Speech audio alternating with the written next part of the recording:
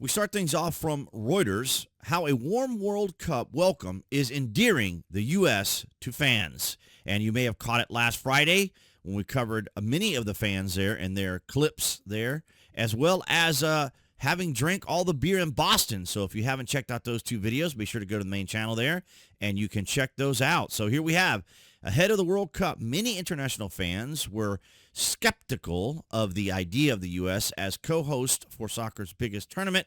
There were worries about visa access, high costs, gun violence, and lack of local interest in the sport and more. So you had all this negativity going on, as you guys already know, but we're going to keep it positive here for a Friday vlog. Of course, while those worries have not been entirely dispelled as the tournament has got underway, social media has been flooded with posts from fans visiting the country for the first time and discovering something more positive, a distinctive culture of 24-hour retail, free soda refills, chicken wings, dipped in ranch dressing, and a warm welcome from Americans. That's right, ladies and gentlemen. They thought it was going to be awful here in the Trump dystopia, but it was not. So let's have a listen to what we have here from Reuters. They've been great hosts, and I hope we've been great guests.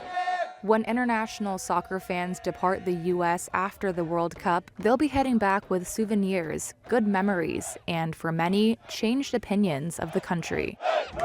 In Massachusetts, Scottish fans have been adorning locals with bagpipes and Tartan Army chants.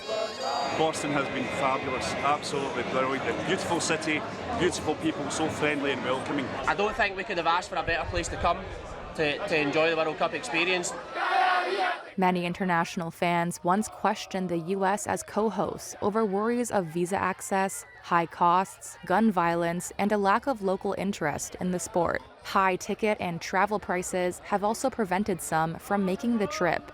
Those worries have not been entirely dispelled, but as the World Cup continues, so do more feel-good stories of abroad fans enjoying the U.S. In Philadelphia, international fans got their hands on a world-famous delicacy, the Philly cheesesteak. Philly cheesesteak, mira, muy delicioso. And in Atlanta, this fan from South Africa got her first taste of a Southern American breakfast. Just trying everything that we see on TV, that we see on Instagram. That's exactly what we're doing. Whether such positive press can restore a reputation battered by an often confrontational America First government remains to be seen. Now, I find that statement offensive. And again, you know, we don't want to get into this on a Friday vlog, but you guys get the idea of what we're aiming at here. And we have World Cup sets all-time attendance record, surpasses the 1994 mark. So we've got this going on as well. So the 2026 World Cup on Thursday became the best attended in the tournament's history, surpassing the 1994 record of nearly 3.6 million spectators, FIFA said. The announcement came during the second half of Germany's match against Ecuador in East Rutherford, New Jersey, as Jumbotrons flashed with the new all-time high, so which was 3,605,357 to uproarious applause. And you can see it here on Fox News. There we are. Oh, they've taken it down to 357 at the end. But that is some attendance. Fantastic, really, and I think salute the fans of the USA and those fans who've arrived from all over the world to support this World Cup. It's been pretty incredible. It's absolutely incredible. And I had our crack staff, as you guys know, ChatGPT, come over here, and we're going to take a look at some of the information that we have here, because I was curious about television broadcasts, because I know they often like to compare the FIFA football, as they call it, soccer, to a Super Bowl. And as you can see here, it's huge. It's 220 territories worldwide. Now, we don't have the official release numbers yet, but FIFA projects 6 billion media engagements across television, streaming, digital, and social media during the tournament. And that's because, of course, it's the biggest sport in the world. Not the biggest sport in the United States, but the biggest sport in the world. So 6 billion sounds about right. At least these are some of the numbers that I remember seeing when they were comparing like the Super Bowl to soccer. And here we have here from Atlanta how a free charm bracelet conquered the World Cup. Now, this is here at the one of the centers here in Atlanta. This is at the Atlanta Stadium, Atlanta, Georgia. So I think they're trying to suggest that it's at Mercedes-Benz Stadium, and we'll get to that here in a moment. Now, the article is just talking about this particular person, Karina Guerrera, who didn't mind waiting hours to get the sought-after bracelets. Now, here's what the bracelets look like, these World Cup charm bracelets. I've got some better images for you here on X. You see here, it looks like maybe a child wearing one of these here, and then we have a set of them here. You can pause the video anytime here. This is like some Bank of America. I recognize that from here in Atlanta, one of the big buildings here in downtown, and quite the assortment of them. And then she's got her own right here. So you finally got the free FIFA World Cup. So they're giving away free.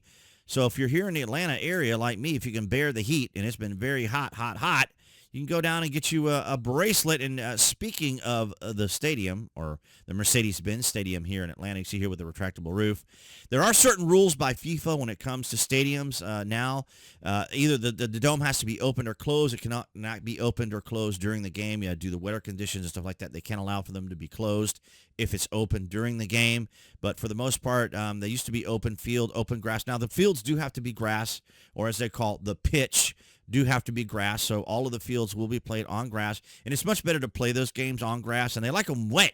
Didn't realize that they really wanted those fields super, super wet, so they sprinkle them like after the halftime and stuff like that to get them super wet so that the ball glides across. And here we have Bill Maher, not one of my favorite people when it comes to commentary and so forth, just as, I won't get into all the personal details, but here's what Bill Maher had to say. I am loving that the World Cup has brought to our shores all these people who are doing Americans the service of reminding us, just when we needed it on our big 250 birthday, that actually this place is kind of awesome. And social media flooded with videos of slack-jawed soccer tourists wandering around America, positively gushing about everything we take for granted, reminding us what America looks like from the outside, not through the lens of some influencer explaining why watering your lawn is violence. One European guy said, "This is the biggest tourist attraction I can have as a European. It's like a museum." He was talking about Walmart. But plainly, we have a lot of things here we assumed everyone has, and they don't. They came here for soccer and can't believe you can watch it while having a beer. There you have it. Pretty amazing, isn't it? When you think about it in general terms. And here we have Meet the World Cup fans shilling out thousands for once in a lifetime. Sorry about that. I knew that was going to happen. That's just the way those freaking flash medias work. It's so annoying. Meet the World Cup fans shelling out thousands for once-in-a-lifetime trips, and some don't even have tickets to games. So they just showed up here to see what all was going on.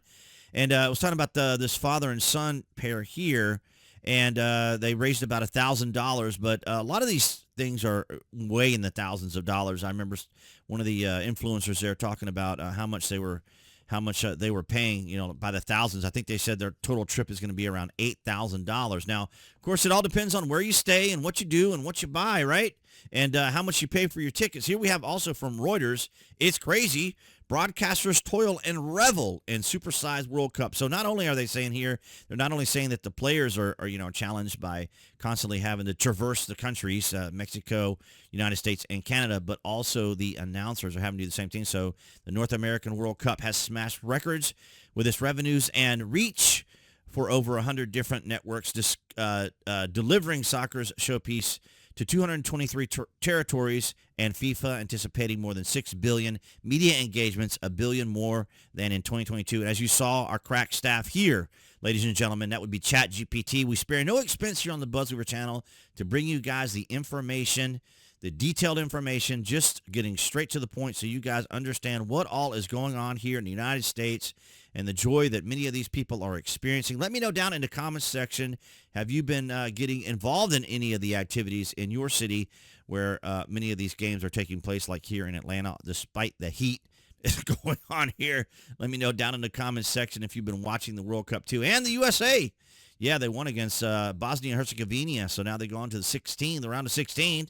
And we'll see how well the United States will continually do. And I've been keeping an eye on it because I've been enjoying it myself. And it's really great to see these individuals enjoying their time here in the United States. It's really quite incredible. I want to thank all you guys across NewTek, BitChute, and Rumble for your guys' continued support, of course. And, of course, this is what I had for you guys this Friday. All right, guys. So that's going to wrap it up for this Friday vlog. Thank you for the likes, the shares, and the comments. Below this video, you can find the various social media links that I belong to, so avail yourselves of that. If you order frequently from Amazon or a Prime member, you can use my landing page link. Your privacy is protected. And speaking of privacy online, my favorite virtual private network, VPN TrustZone, is down there. You guys can check it out. No fuss, no bloat. Get you straight to what you want to do. But I want to thank all you guys across NewTek, BitChute, Rumble, and Odyssey for your guys' continued support. And, of course, everyone here on YouTube. Appearing there on the screen, that's going to be the channel icon. You guys can click on that to subscribe, as well as to select notification. That way you know when there's content here on the channel. And I'll see all you guys behind the Galaxy phone camera next week.